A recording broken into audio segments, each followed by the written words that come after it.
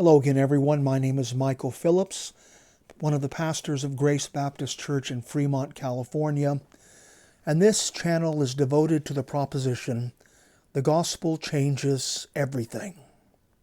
If the gospel changes everything, it also changes the news, by which I don't mean really the events that are covered in the news, but rather the way in which we view them.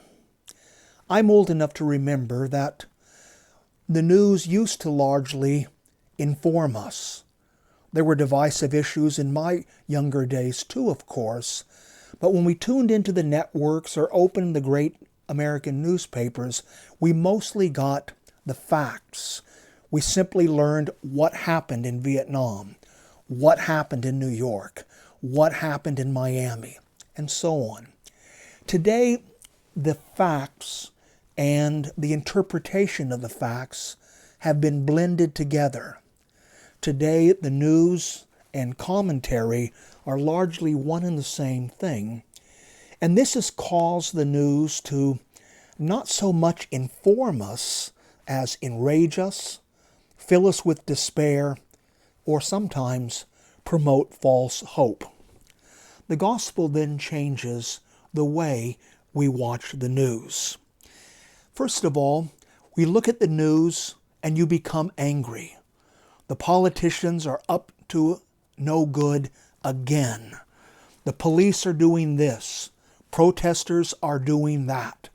Other people are doing other evil things.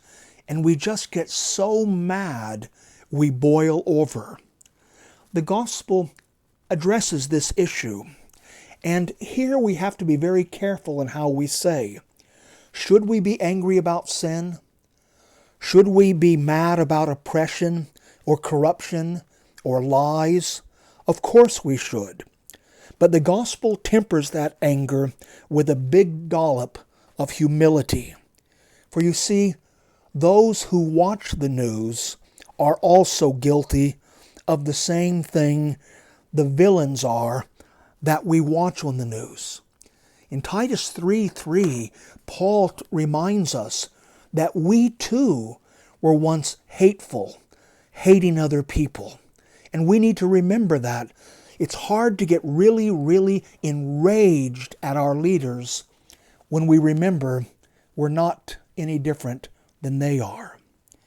And then it also addresses the issue of despair. Sadness is permitted in the Christian life.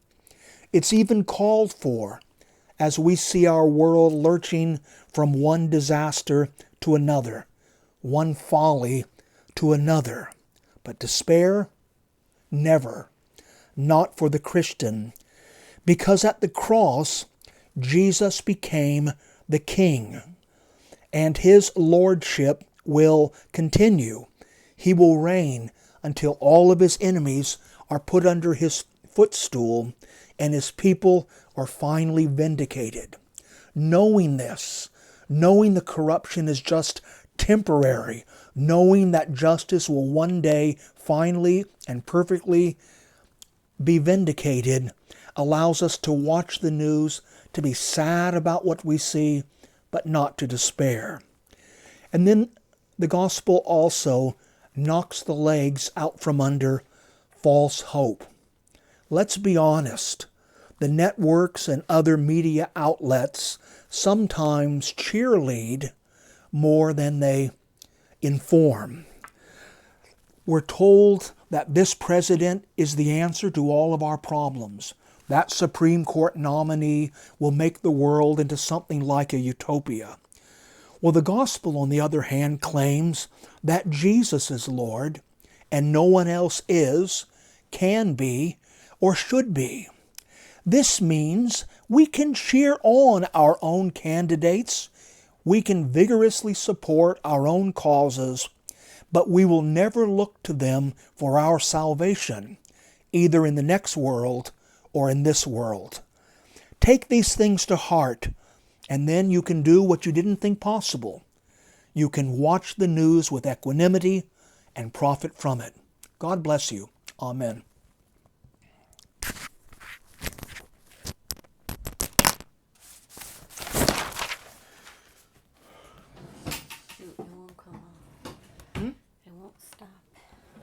well, you might have to do it again. The second one or both of them? The second one. Okay.